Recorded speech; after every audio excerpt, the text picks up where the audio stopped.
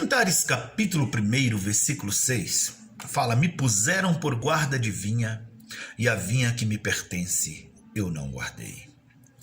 Estamos muito ocupados, cuidando de muitas vinhas, mas a vinha que é responsabilidade nossa, essa nós estamos cuidando com descaso.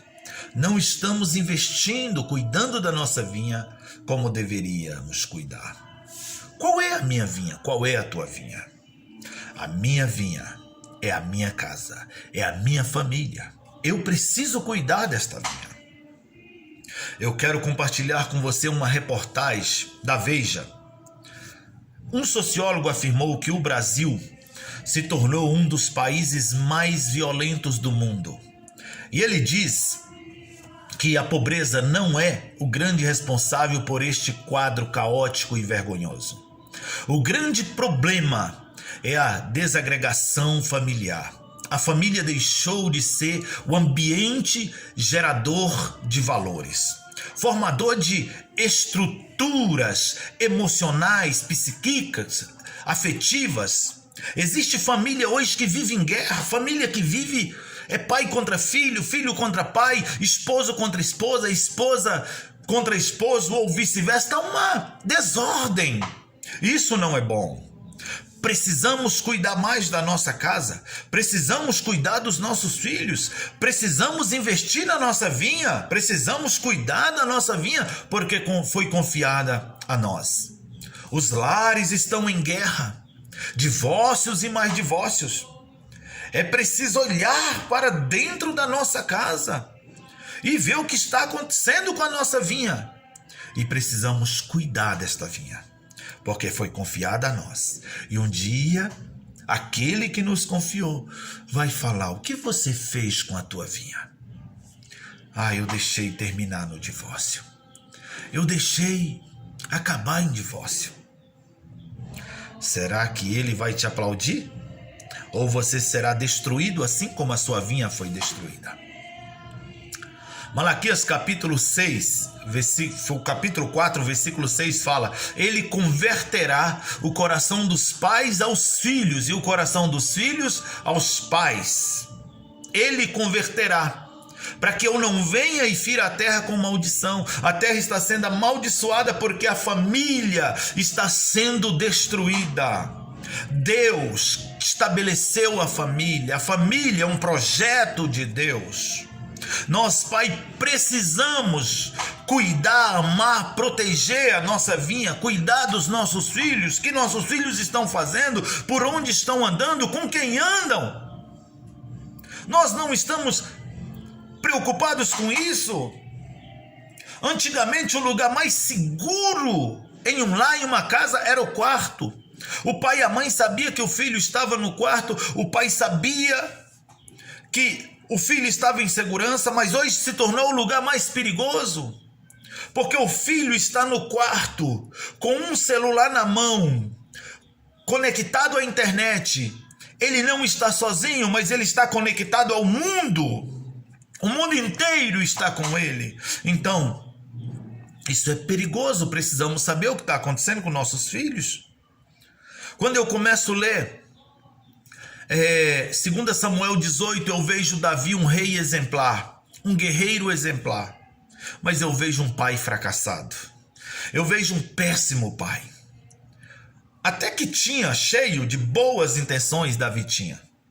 Quando os filhos de Davi nasceram, olha para você ver a intenção que estava no coração de Davi. Mas ter intenção boa não é suficiente. Começa as boas intenções os nomes dos filhos. Observa, Adonias. Quando nasce o filho de Davi, Adonias. O que significa Adonias? Aquele que pertence a Adonai, ou seja, aquele que pertence ao Senhor. Este é de Deus. Boa intenção ou não? Salomão, pacífico, significa pacífico. Esse que é cheio de paz. Absalão ou Absalom, que significa o pai da paz. Então, a intenção de Davi era boa. Davi tinha em mente que, ao colocar tais nomes em seus filhos, ia fazer a diferença. Essa era o pensamento, a visão de Davi. Davi foi um pai que queria o bem dos filhos. No entanto, não foi capaz de transformar suas boas intenções em investimento na vida dos filhos. E isso, a família foi sacrificada. Davi foi um rei com muitas ocupações, muitas reuniões, muitas decisões, muitos compromissos. Por isso, fracassou como pai. Eu não quero que se repita, que a síndrome de Davi não esteja na sua vida, para que os seus compromissos, os seus muitos afazeres, destruam a sua casa, os seus filhos.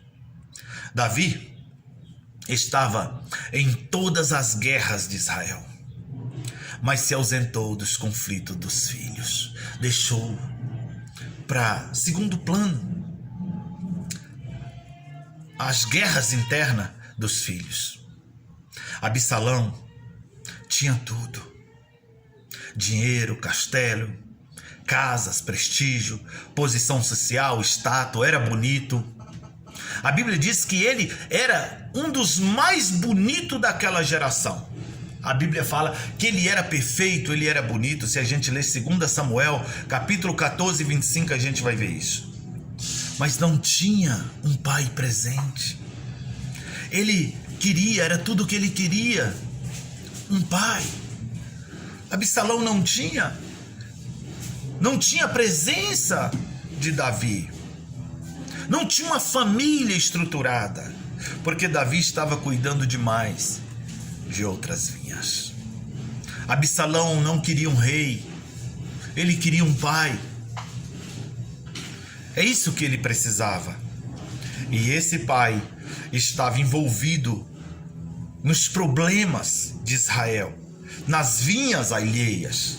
Ele tinha que cuidar, mas ele precisava também cuidar daquela vinha que foi confiada a ele.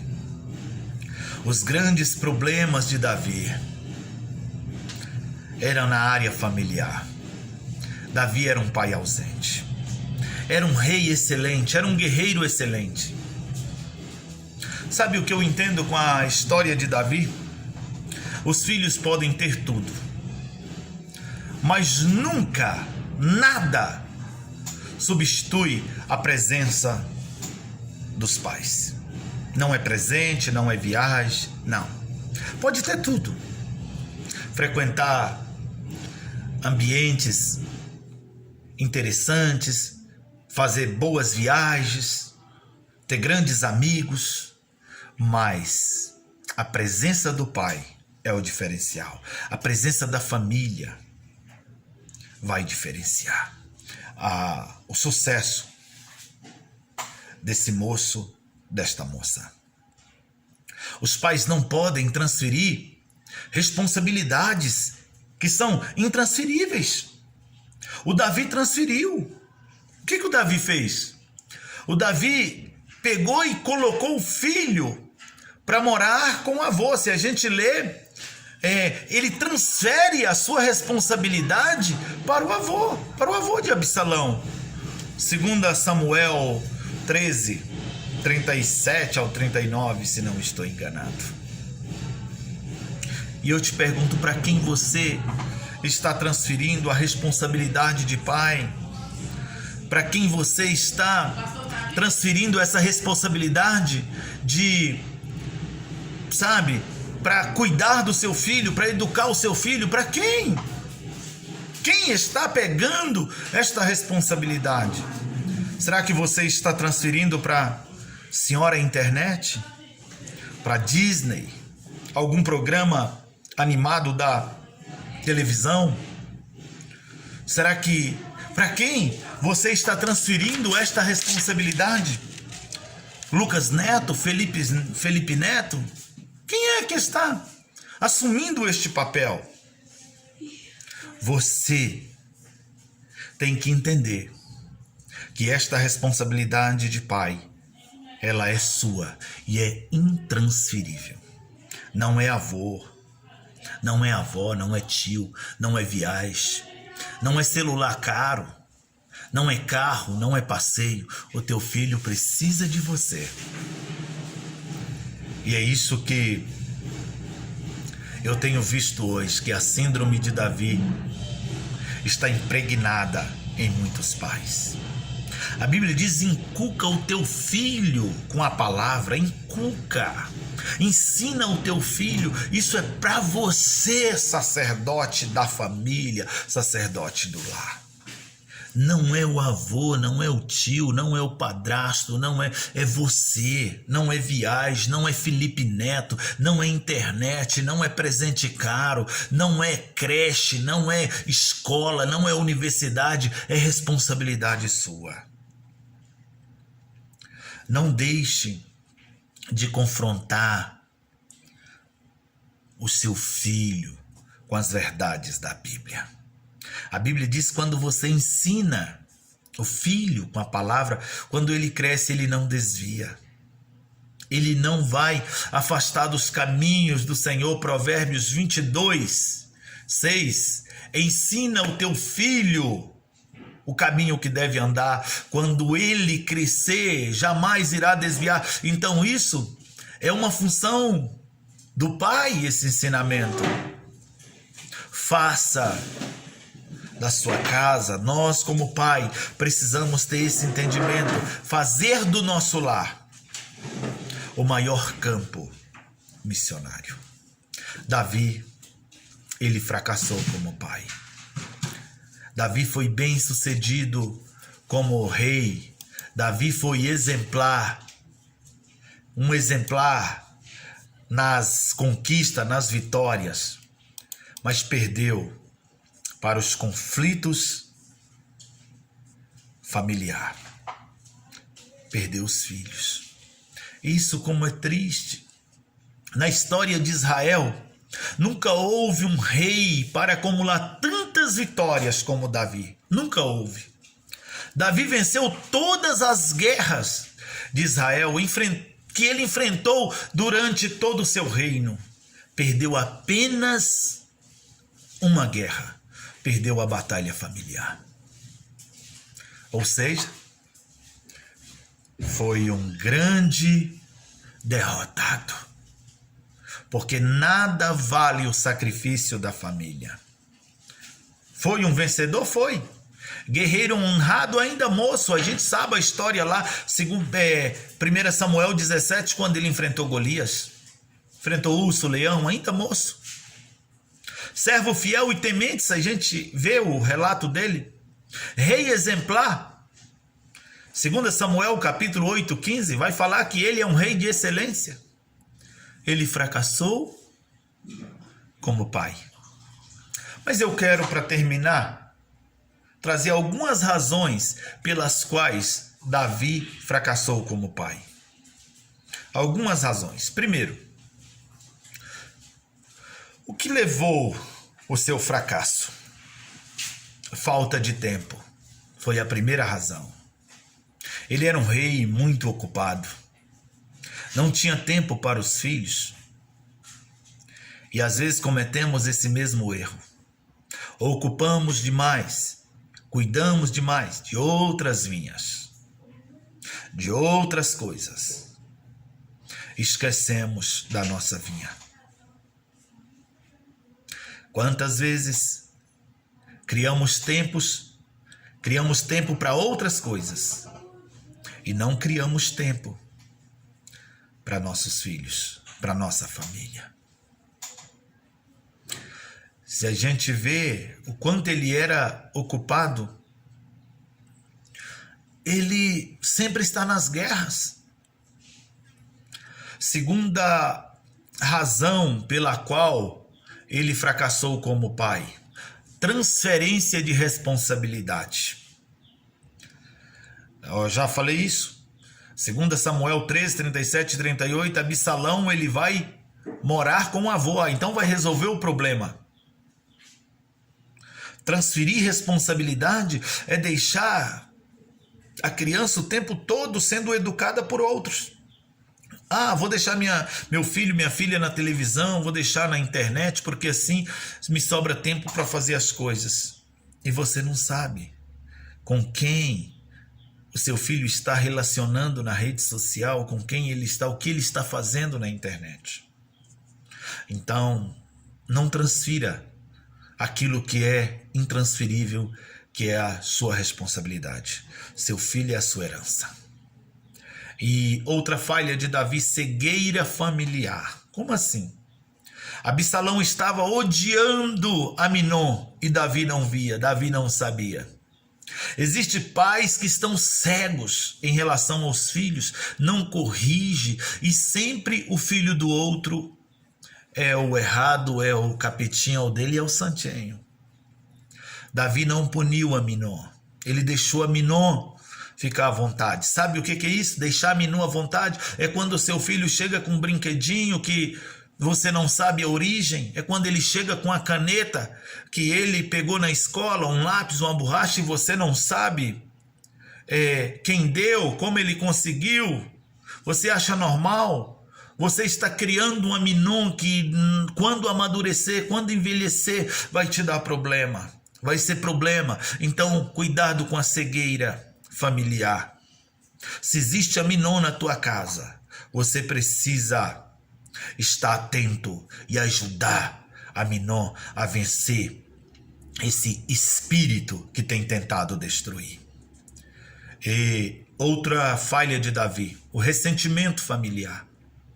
Davi não perdoou Absalão, não houve perdão verdadeiro. Se a gente ler 2 Samuel 14, do 24 ao 28, a gente vai ver que não teve um perdão verdadeiro, genuíno.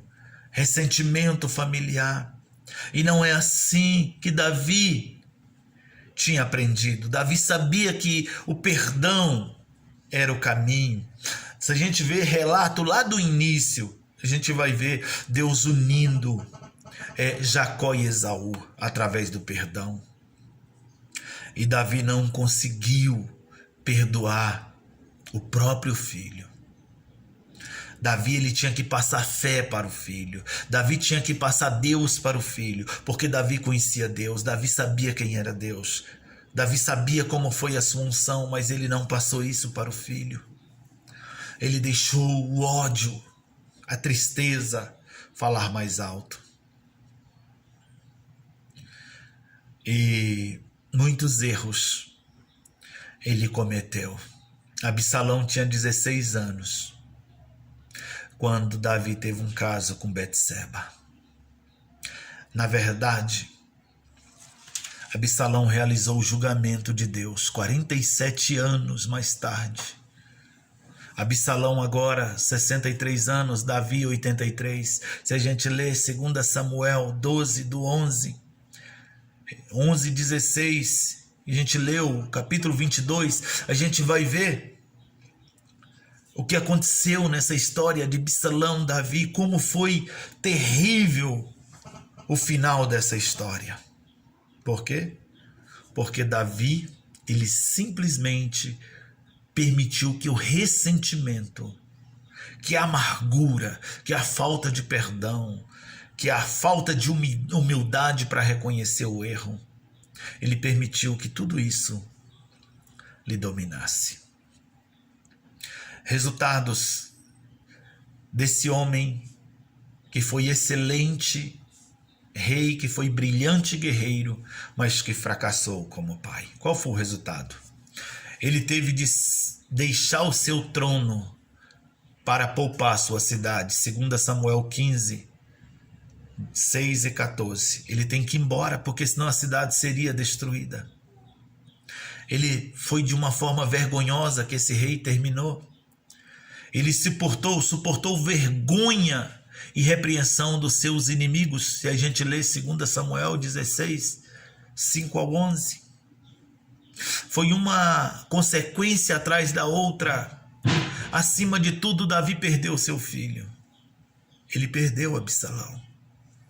As falhas dos nossos filhos são nossos fracassos.